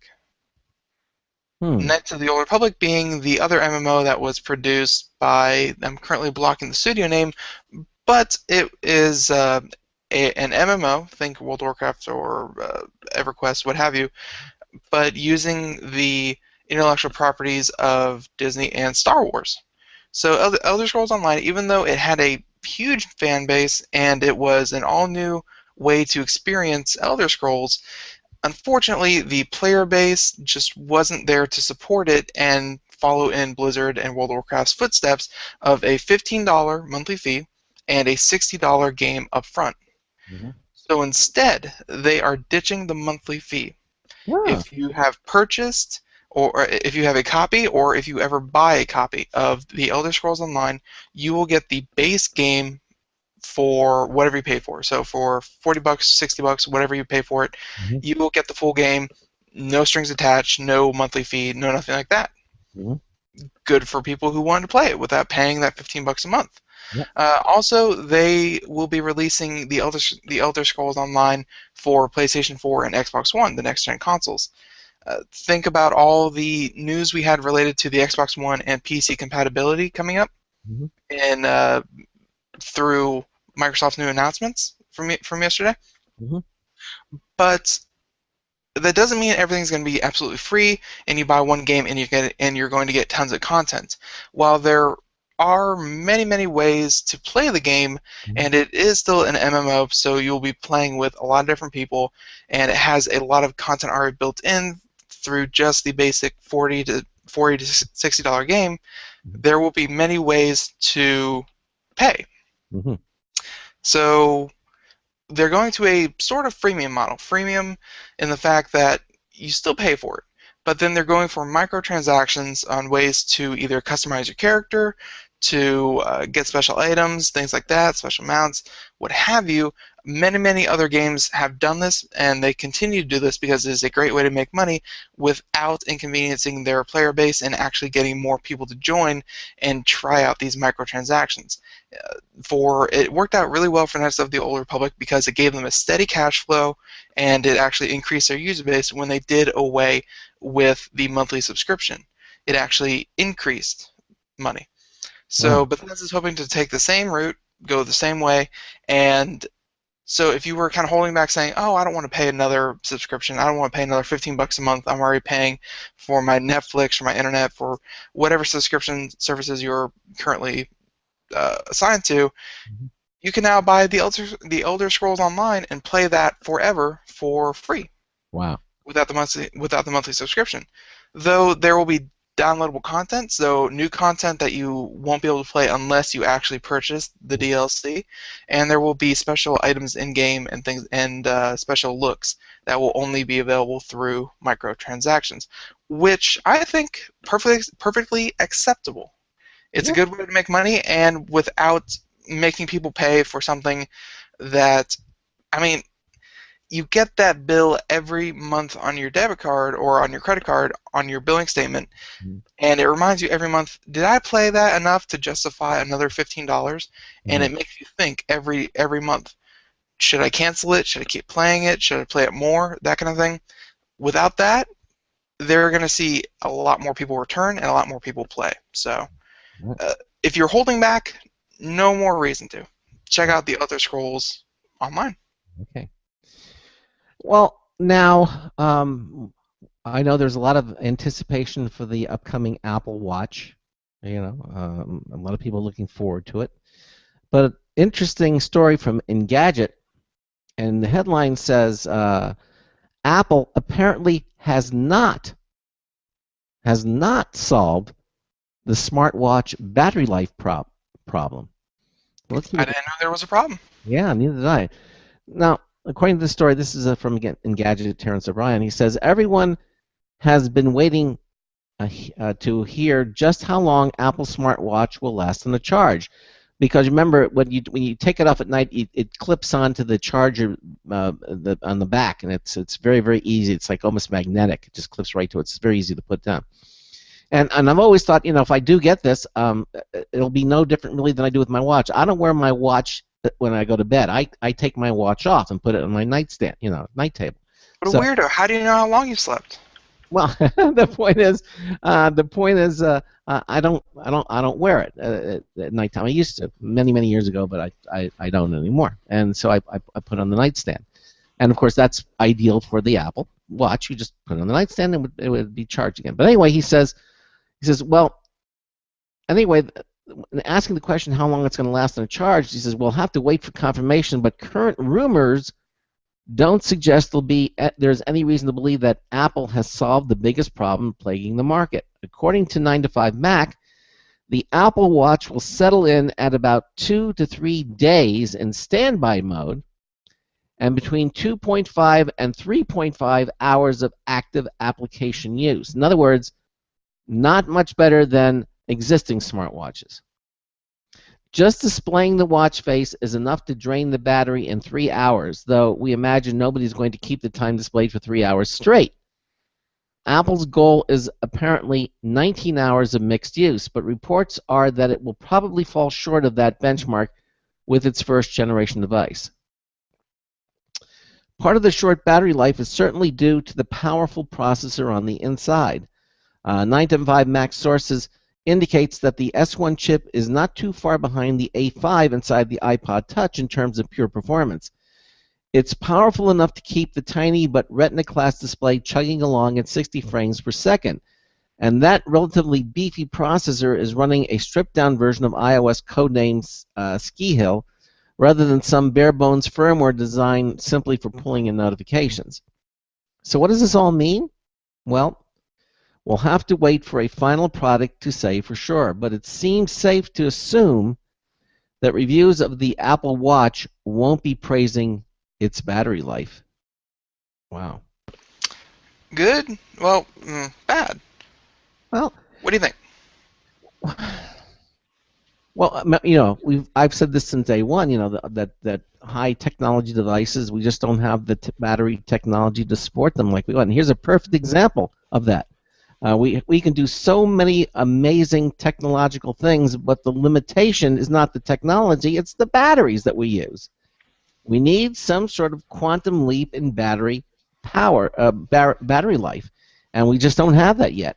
And because of that, these amazing devices like the Apple Watch may not, may not make the grade because of the batteries. Not because of the technology, but it's the batteries. Something that simple. There could be something said about the technology being ahead of the battery, but that is something that when you're designing the device, you have to pay attention to. You can't just say, "Oh, check out all these bells and whistles I was able to squeeze into a watch," but it drains the battery in 30 minutes. That's a design flaw. That's not, "Oh, the battery sucks. I'm sorry, folks. We are handicapped by the battery. It's nothing we could do." You're supposed to design using the technology you have, not the technology you wish you had. Right, exactly. But the point is, but as wishful and hopeful as we can, bottom line is that lithium-ion batteries that's about the longest technology we have. We do have some nanotube technology in batteries around the corner, but not in time for the first iteration of this Apple Watch. And given the battery technology, uh, and the drain that they're I putting on feel it. like I feel like the iWatch is, especially if it's a new toy and you just dropped $300 on it or whatever the iWatch is going to cost you. The Apple Watch, I'm sorry, not the iWatch. The Apple Watch is going to cost you. You're going to be playing with it, fiddling with it, using it. Screen being on for 3 hours is Mhm. going to be the least of your concerns. Yeah, yeah, You are going to be using it for at least an hour and a half the first time you use it, and that would probably drain the battery dead before you even make it to lunch. right, exactly. This thing is going to make a lot of people upset. Yeah. Well, obviously, when you get something new, you want to play with it, and obviously, you're going to play with it a lot more than than you've had it for a while. So it really works the wrong way. It would have been nice if it was the other way around. You get something new, and you just tinker with it a little bit, and you don't really. And then as you get more and more, you put more and more demand on it. But that's not the human condition. When you get something like this, you spend a lot of money, and you want to play with it, and you're going to drain the battery much too quickly. I think that's the problem. Unless unless they can find some way to charge it off of your iPhone, which then would drain your iPhone, Mhm. or some other way to charge it. The battery life is a huge problem. It's a wearable device that really, if you put an Apple Watch on, you should expect that thing to last you through your day, from whenever you put it on in the morning to whenever you lay down and go to bed at night. It should be able to last one day. And smartphones in general, Yeah. they've come a long way from doing that. Yeah. They've gone from maybe 3 to 4 hours of use time all the way up to 7, 8, 9 hours of moderate use time. How That's really good. how But how often do you use you have an iPhone 5S, and do you find? I remember when you first had a phone, you used to drain it way too fast. But your experience now with the 5S has been pretty. nowadays phones, they'll last you throughout the day. Yeah. Uh, I have one where maybe if some days are slower and I can sit there and watch and surf the web and that kind of thing, maybe the phone will die about an hour or two before I normally charge it. So that's something, but it'll last me throughout a normal 8-hour day. No problem. That's it. That's The Apple Watch should be able to do that because that's what you expect from a watch, especially if it's trying to replace an analog watch where, unless you are winding it or something is broken about your watch, you don't even have to think about it until it stops working 3 to 4 years down the road. yeah, yeah, exactly. Um, I'm It's going to get bad reviews based on battery life alone. That yeah. I'm pretty sure about that. We might have to wait till the next generation comes out, where it'll get thinner and better, and maybe battery life. But how long has it been? We've been waiting for batteries, improved batteries, and we still haven't seen them. Maybe the answer is put the batteries in the straps, because and if you could put a bigger battery or an amplified battery in the watch strap, that would help. But they're not. I don't think they're I doing think if you could put the battery in a backpack and you could strap it to your back and have a wire running to your watch, it'll last you throughout the day, which is good. That's So that's goofy, but actually having a backpack battery pack. yeah, but a battery in the watch strap would make sense, right? I mean, you can have that much I more room. feel like that would be too, unless you made it rigid like a bracelet or a bangle or whatever jewelry you wear that is rigid on your wrist. Mhm. I feel like the flexibility of a watch wrist strap Mhm. is not conducive to a good battery. Yeah. Well, It bends too much. if you look at the black one, they certainly could put batteries in that would be flexible. You wouldn't even know they're in there. They could do it, but not with the chain one, the jewelry one. You couldn't do that. You're right. Okay, we'll have to wait and see. Yep, and there's someone in the chat room just linked a story about a patch that will actually you slap on your arm, and when you exercise, it'll send data and things like that, and it actually produces electricity by getting it from the chemical reaction happening in your skin with your sweat and that kind of thing. Cool. That's good, but that's more. I could see that more related to the medical field, where it's a very low voltage, it's a very low source of power, but it's good enough to power an antenna with a little bit of data or with a little bit of chips in it. Mhm. It's not good enough for a complex device or a smart device like an Apple Watch, Mhm. since even a built-in large lithium-ion battery can't even sustain it. So Yeah. Apple Watch, wait and see, but I'm expecting some pretty bad reviews. Okay. Okay. It can look cool, it can do all the fancy things you want, but if it doesn't last you throughout the day, what good is it? That's true. Okay. If you have a Game Boy and it doesn't last you through I church get or it. a car ride, I get it. I agree. I need to drill this home into you because you're still thinking about getting one. No, I'm gonna wait. I'm gonna wait. Okay. All right, folks. Well, wake up, wake up, wake up. We have a new story here Mm-hmm. about passwords. Ah. This comes from Ars Technica, and yes, indeed, 1, 2, 3, 4, 5, 6 is the most common password. But the article also qualifies there's a reason why that's misleading. So, and again, this is an article from Ars Technica, the author, Mark Burnett, and he mentions that, who is, by the way, a security consultant, author, and researcher who specializes in hardening Microsoft Windows-based servers and networks. He recently worked with Splash Data to compile 2014 worst passwords lists, and yes, 1, 2, 3, 4, 5, 6 tops the list. Mm-hmm. In the data set of 3.3 million passwords he used for Splash Data, almost 20,000 of those were in fact 1, 2, 3, 4, 5, 6. But how often do you genuinely see people using that? Or the second most common password, password, in real life? Are people still really that careless with their passwords? So while 1, 2, 3, 4, 5, 6 is absolutely the most common password, that statistic is a bit misleading. Although 0.6 of all pet users on my list used it, it is important to remember that 99.4% of the users didn't use it. Okay. So, and by the way, the number of people who use the password has reduced dramatically. Good. So some headway there. Yeah. It went from 8.5% in 2011 to less than 1% in 2014. Okay. That's huge. So the word has gotten out. Don't use the word password as password. Uh-huh. So the fact that all the top passwords are going to be the top passwords is just that the percent of users actually using those will, at least as we hope, continually get smaller. For example, a hacker using the top 10 password list would statistically be able to guess 16 out of 1,000 passwords. Mm-hmm. So even though they're the most common, even the most common aren't that common. So yeah, he has some things about anomalies are more predominant than commonly used and easy to remember passwords. They said that the number 7. Oh, by the way, let's just run through the list real quick. 1 is 1 through 6. 2 password. 3 1 through 5. 4 1 through 8. 5 QWERTY.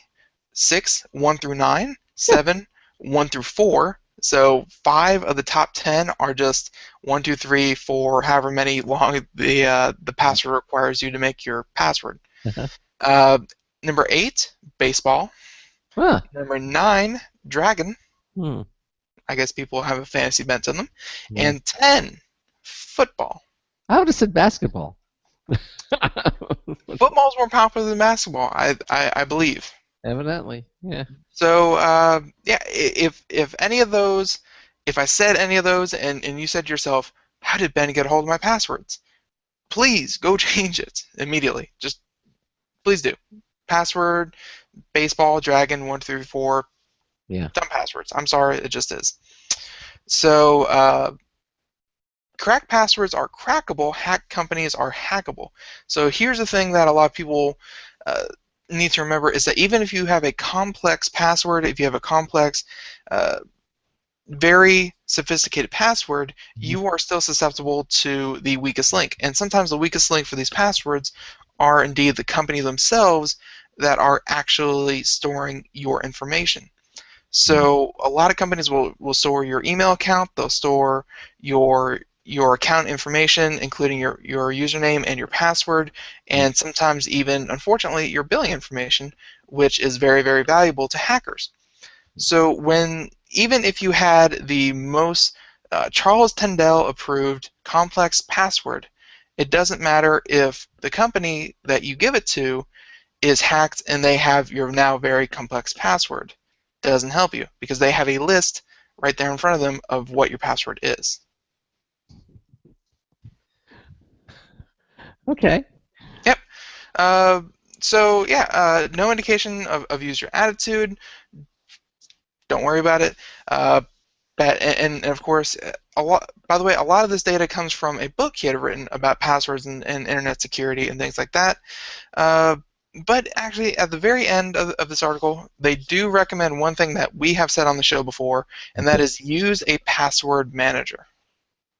Okay. Doesn't matter if it's Perfect Password or whatever one Craig uses. I personally don't use one yet. I plan on getting one, Passport or something like that.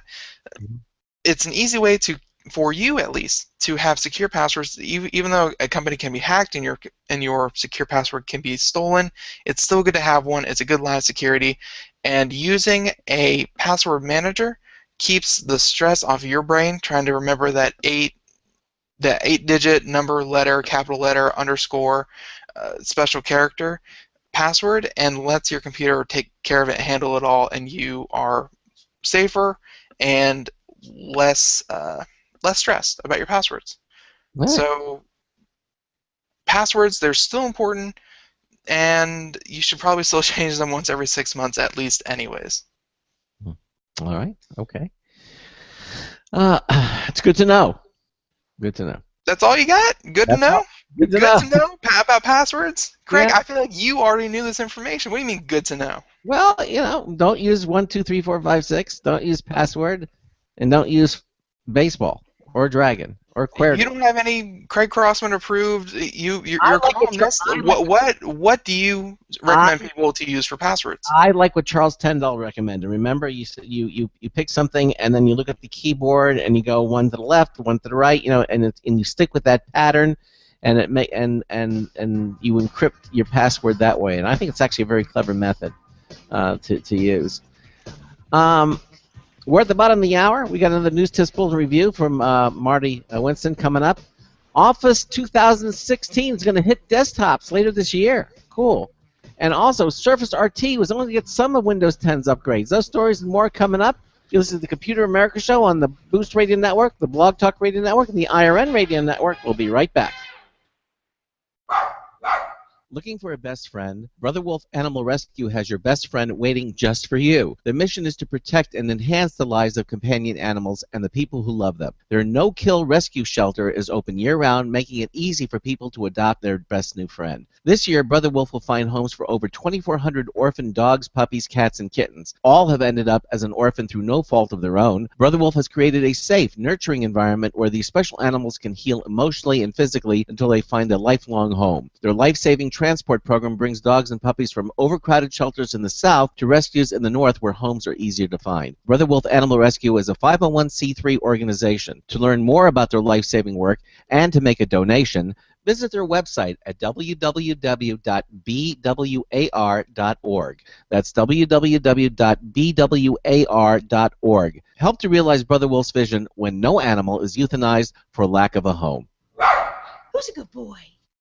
Don't complain about your cable bill going up and up and up. Do something about it. Grab a pencil and jot down this special number. 1-866-663-MY-TV. The more cable TV rates go up, the better digital satellite TV looks. So, disable the cable and get more of your favorite channels in 100% digital quality for less money. Call 1-866-663-MY-TV right now to sign up for packages starting as low as $19.99 and up to 4 rooms. And there's no equipment to buy. That includes your free HD TV upgrade, your free DVR upgrade, and your free professional installation. And the best part, the pristine digital picture and sound. Call 1-866-663-MY-TV. So, what are you waiting for? Pull out your major credit or debit card. Call 1-866-663-MY-TV. 1-866-663-MY-TV. Disable the cable, cut costs, and get more. Call 1-866-663-MY-TV. 1-866-663-MY-TV.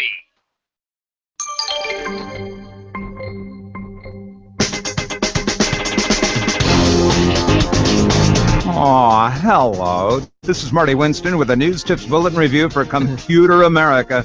This time, the Acer XB280HK 4K 2K monitor. The first 4K display we got in for review is a 28-inch Acer XB280HK 4K 2K monitor. It's 3840 by 2160 pixels. A lot more pixels than you're likely to be looking at now.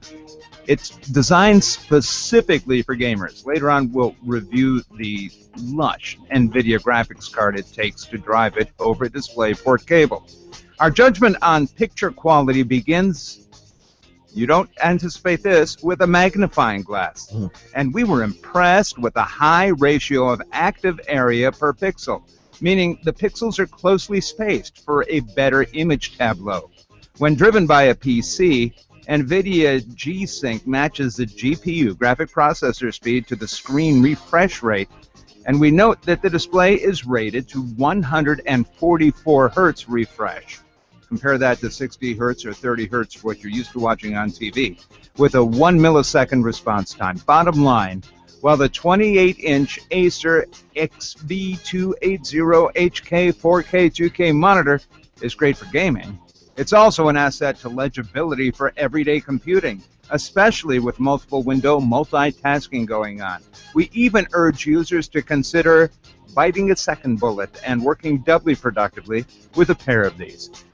This is Marty Winston with a News Tips Bulletin Review for Computer America. Welcome back to the Computer America Show. It is 33 minutes past the hour, and seeing as how we don't have anything to give away, at least not today, that's tomorrow, Yes. We are doing computer and technology news, brought to you by Slimware Utilities. Yes.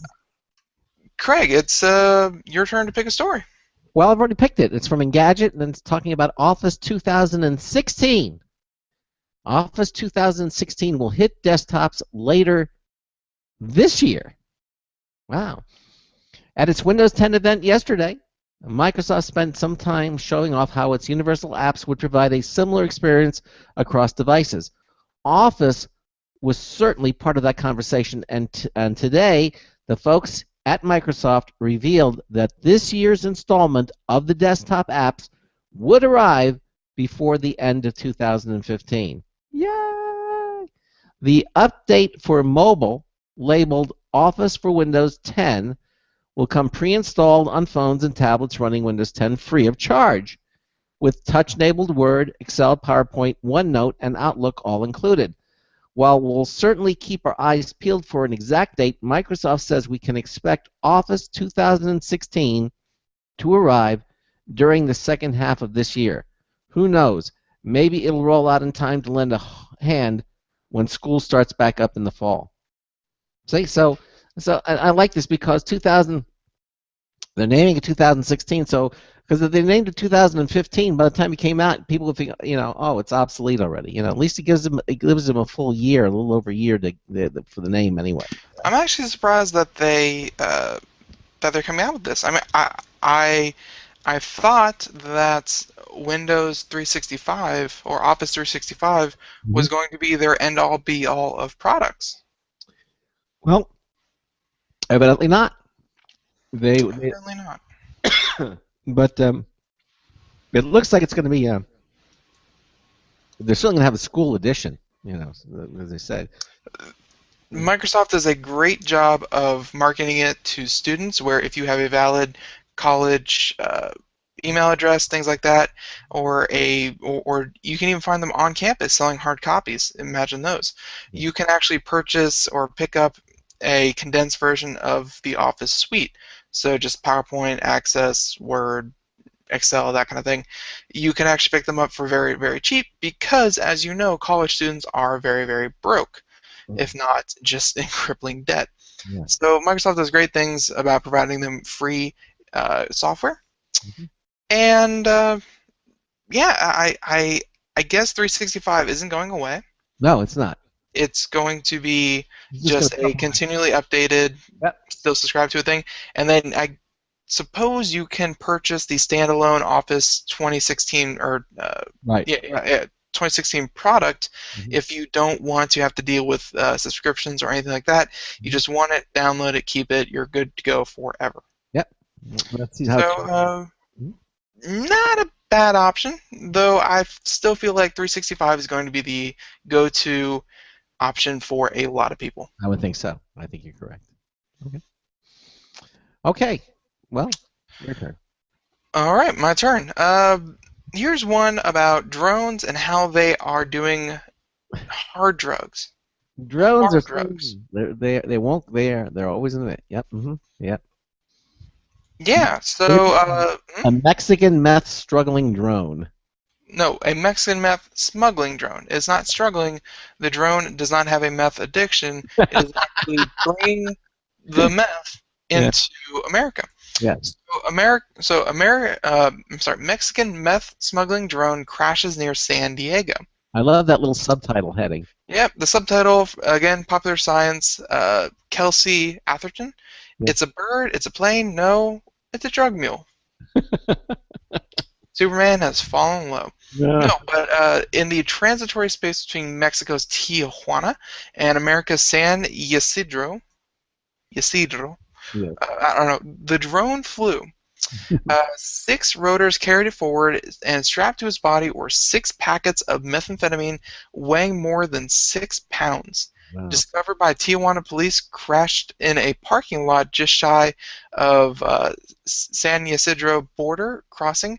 The drone never completed its illicit mission. Oh, in other words, had it completed this mission, we never would have seen this. Something went wrong with the drone.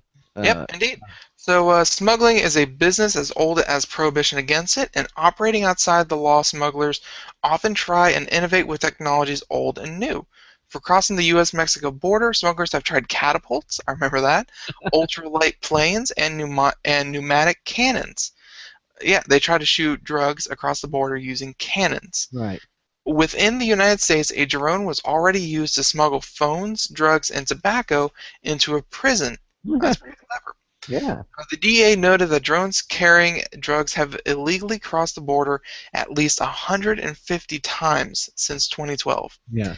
And the cartels are making their own custom smuggling drones. I would think so. I mean, obviously they're very innovative, and obviously they've successfully done this 150 times that we know of since 2012. So it's probably bigger. Yeah, exactly. So I believe though they call theirs El Burro. Just get it, the mule, whatever. Anyways, so according to a statement released by the Tijuana police, the drone was programmed to automatically fly to set GPS coordinates. So after launch, no pilot was involved in steering it. Important note. That technically violates the FAA's guidelines for drone operations, but since it was also drug smuggling, that's probably the least of the pilot's legal concerns. I don't think so. You hear that? I mean, the DEA was taking a hardline stance, but then the FAA had to get involved. Yeah, really. The FAA does not mess around like the DEA does. Yeah, well, you can deal with the DEA on your back, but when you have the FAA people on you, that's when you panic. That's when, even if you're a cartel member, you think, people are coming for me. Yeah, we're always looking for new, novel ways. We figured out this one drone that would drop life preservers, to people who are drowning before the life. I mean, a lot of clever things, but I guess it was inevitable. Drug smuggling. Yeah, it's big business. Drones are a good way of. Honestly, it's a. I mean, I hate to say this, but if you're gonna do drug smuggling, it's safer than a person. Yeah. It's easier than a person. It's less noticeable than a person, unless it crashes in a parking lot and strands your meth there. Yeah. Drone is a good solution to smuggling drugs across the border. And if you get caught, there's nobody to get caught. We here at Computer America do not advocate smuggling drugs across any borders or any drugs or any smuggling whatsoever. But if you're going to do it, I would use a drone. Okay, and then if you're gonna get caught, at least you won't. There's no person to catch. That's right. It was GPS. So as soon as you let it go, it's not like they can backtrack the signal, if that's even possible. It's not like they had a sticker saying this is property of so and so. Please return to the address so and so. It's just GPS, self-navigating, drop off, that kind of thing. Now, the only thing they might have been able to do was recover the internal computer, because if they can find out where the drone was actually heading to, Yeah. that might be useful. They're not Although gonna, I have a bad feeling, though, it's the middle of nowhere. So. yeah, they probably launched it from the middle of nowhere. There's no way to backtrack. Well, no, not where they launched it from, but where it was heading. Oh. Because I doubt it's a door-to-door delivery service. It's probably the middle of nowhere out in Maybe. Yeah, door-to-door delivery. But yeah, so maybe they got a little bit of information from it, but it's the smugglers seem to be pretty smart, especially using drones like this. By the way, somebody logged into the chat room as password. Okay.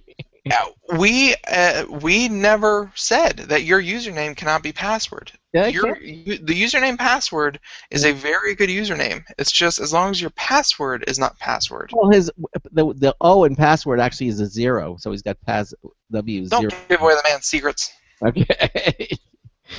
Hey, I remember when your mom got a Roomba. I got her a Roomba. She wanted a pink one, and I got her a pink Roomba. Well, they've come a long way, this according to Tech Hive. Panasonic has a competitor, but it's not round, it's triangular. Panasonic's triangular robot vacuum is aimed squarely at corners. Okay. Panasonic has entered into the robot vacuum market with a pricey wedge-shaped droid that gets deep into corners. The Rulu has a roughly triangular shape with rounded sides and corners and a dust sensor that are designed to help it do a better job at cleaning than rival robots, according to them. Okay, the robot can move from side to side in tight spots while attacking dirt with 2 rotating brushes that stick out from its corners. They push dirt toward a cylindrical sweeper on the underside of the robot, which can tackle various floor types, including mats, tatami mats commonly used in Japan. The Rulo triangle shape was developed after years of R&D into vacuum cleaners, according to a Panasonic spokesperson. Okay. It's the first one in the industry to be equipped with a fully fledged V-shaped brush. The dust sensor is designed to detect particles that are so fine as to be virtually invisible to the eye.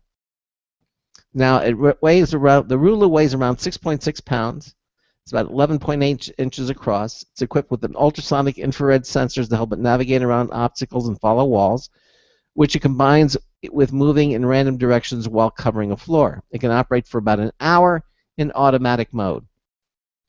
Now, the Rulu faces an uphill battle for share with the robotic cleaning market because you've got iRobot, the Roomba line, right? Which has sold millions of units worldwide. But Panasonic has a large appliance business and distribution channels to Japan and other countries, and they aim to produce about 5,000 Rulo robots a month. It goes on sale. The robots are coming. Yeah. Goes on sale in March in Japan, and is already listed on electronics retailers Yodobashi Camera's website. Okay? So, there it is. A triangular robot as opposed to a round one. Yep, if you have some kind of in with the Japanese market and you feel like spending $900 or so on this thing, I can't believe it took someone this long to realize, hey, corners aren't round. Those who have round houses are excluded from this conversation for the moment. I'm sorry. Corners aren't round. I'm sorry. I don't give this much credence. I don't think the Roomba does that very great a job either. Quite frankly, they can't compete with the really good, solid upright or canister vacuum cleaners. They just don't do the job. It's not meant to be a robotic maid like Rosie from the Jetsons. It's meant to be run and it picks up dirt here and there. Yeah. It's a cool toy. Don't think that this thing's going to sweep your floor, do your laundry, make you breakfast, make your bed. Yeah. It's just meant to be an appliance, just like a toaster. I don't say, oh, my toaster really sucks at cooking. I jammed a ribeye in there and it just burnt it to a crisp. That's not what it's meant for. So I don't think it's much any more than a novelty. I really don't think so. Yeah, I mean, if you got $900 to blow on something like this, okay, fine. But I would just say get yourself a good Dyson or something, and if you really want a good vacuum cleaner. But that's. I say get one. We actually here we have a pool, and sweeping that thing is so annoying. But we actually got a device. It's called a Creepy Crawly. think of it like an aquatic Roomba. It's the Roomba that has evolved gills, and it sweeps the floor of this thing. It maps it out, knows exactly where it's going, actually navigates stairs pretty well, and that works. And I think Roombas, since the last time you've tried them, Craig, I know you haven't tried a Roomba in about 7 to 8 years. Yeah. Technology has improved since then. I mean, look at this. It's a triangle Roomba. They're evolving. Their genes are constantly being changed. So you can't take your experience from 7 to 8 years ago and say that all of these smart appliances are useless. I'm all for changing genes, especially after 7 years. I just can't say that these things are useless. They obviously serve some sort of purpose. Yeah, People they're are buying entertaining. them. There is a market for them. I Entertaining. can't write them all off. Okay. Enough said. I've said all I'm going to say on that. It's your turn to do the story? Okay. Yeah, my turn to do the story. So, we have one about Kim.com. He seems like he's trying to get more attention. Yeah. He recently released a voice chat that he claims to be a Skype killer because it is encrypted from one end to the other. No one can intercept. And with all the revelations coming out from the NSA and how Skype, there are back doors where they can record your Skype calls and see who you talk to, how long you talk to, that kind of metadata information could be useful. But I don't think we're going to go over that one. Just wanted to kind of give you guys a heads up that existed. Okay. So instead, no, I don't even want to do. How about this one? This one would make Charles Tyndall squirm in his seat with like a happy little giddy schoolchild. This is a wireless device in 2 million cars, wide open to hacking. So, Snapshot from Progressive Insurance contains few anti-hacking defenses. An electronic dongle used to connect to the onboard diagnostic system of more than 2 million cars and trucks contains few defenses against hacking, an omission that makes them vulnerable to wireless attacks that take control of a vehicle, according to published reports. U.S.-based Progressive Insurance said that it has used Snapchat device in more than 2 million vehicles since 2008. Everyone's seen the commercial. Everyone knows Flow. We all know what we're talking about here. So from there, anything on the bus can talk to anything else on the bus. You could do a cellular man-in-the-middle attack, assuming the attacker had the ability to spoof a cellular tower that transmits data to and from the device. The critique was presented last week at the by the S4 by 15 conference in Miami. It's only the latest research to highlight the minimal protections included with many widely used car computer systems. Research at the Argus Cybersecurity analyzed the Zuby connected car service and similarly found it lacking many anti-hacking defenses. Progressive officials told Forbes that they were confident Snapshot was secure, but welcomed any data Thuan may have so that they could evaluate and do any necessary improvements. So, for anyone who didn't catch the jargon in there, the way that these things are susceptible is you can spoof a wireless signal, usually by spoofing a cellular signal, saying, "Hey, I'm a cell tower. You can use me to transmit the data to wherever the Progressive Snapshot device sends the data." You can say, "Hey, I'm a wireless signal. You can use me. Go ahead, send the data," and it would just send it right away. It wouldn't have that much authenticating. It wouldn't check that. It wouldn't check to make sure that it was an approved cell tower.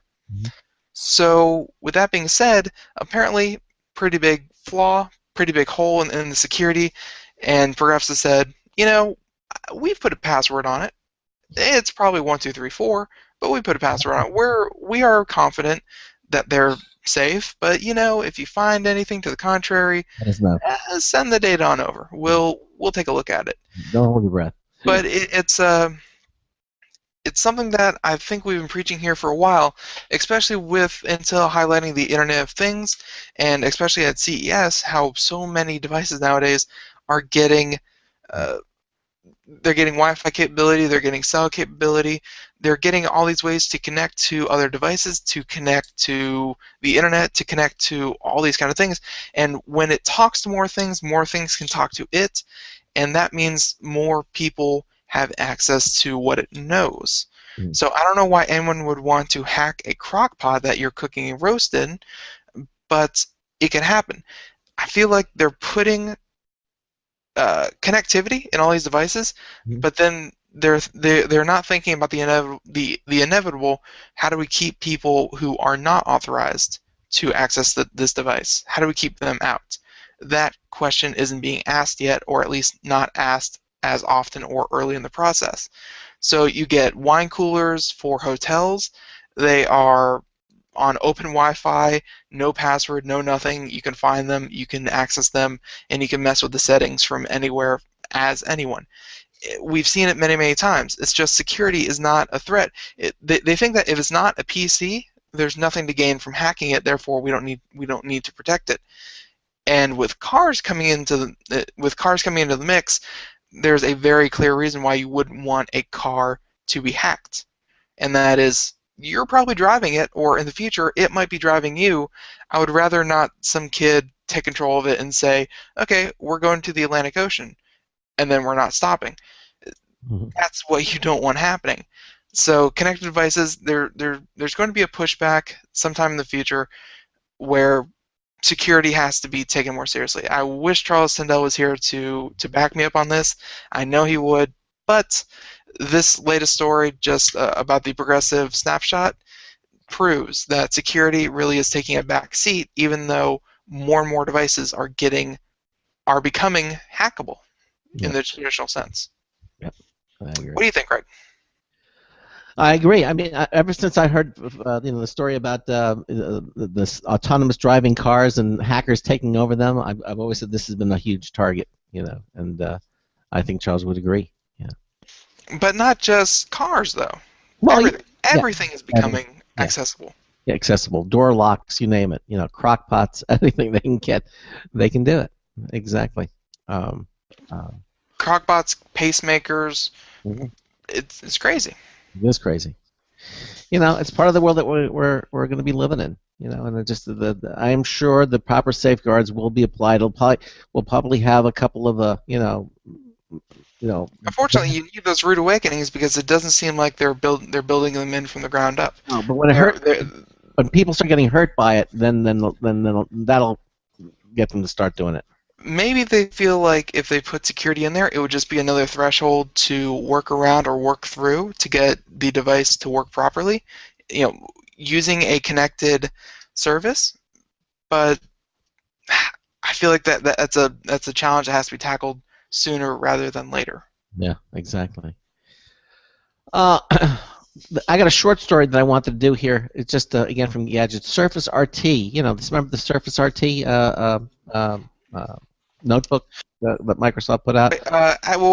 Wait.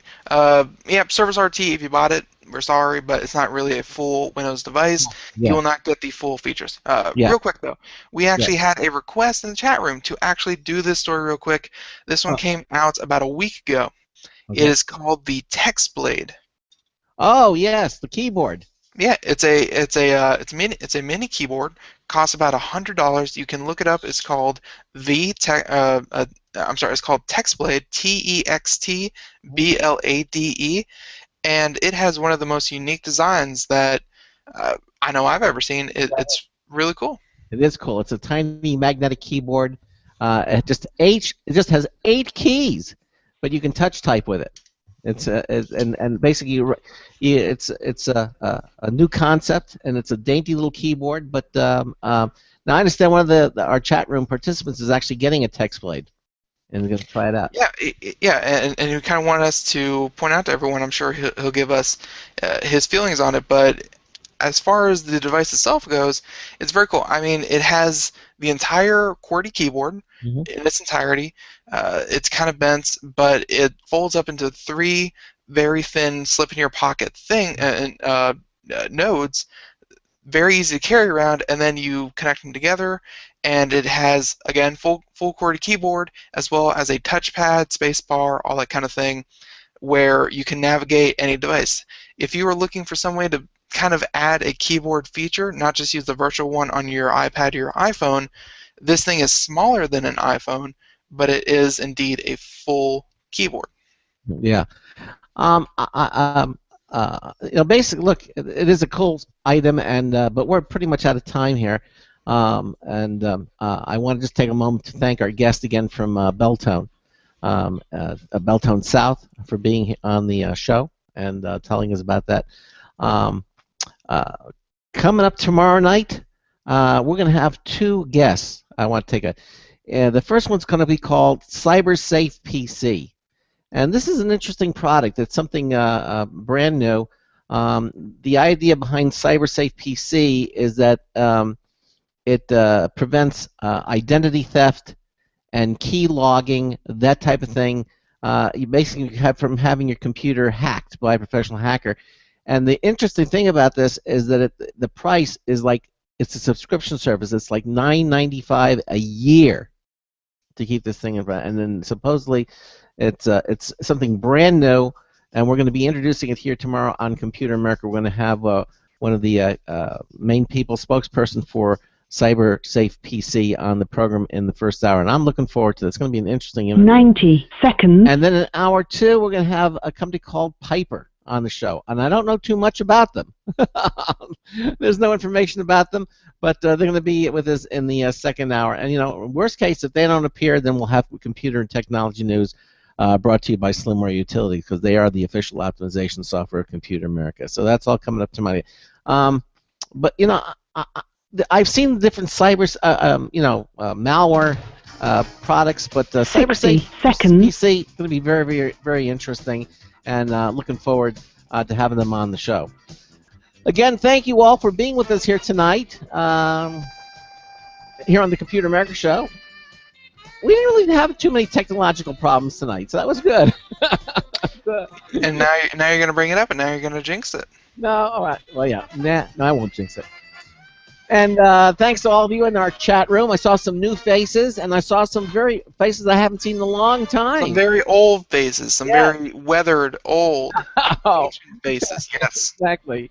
But thank you for all participating on the show tonight, and Ben and I will see you tomorrow night. So until tomorrow night, this is Craig Crossman, hoping that your hard disk never becomes floppy. Have a great evening, and we'll see you tomorrow night. Some very dusty faces. Some ancient.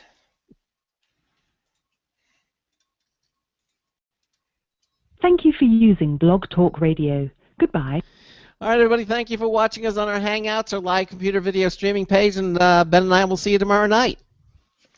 Yep, indeed. Good night, everyone. Good night.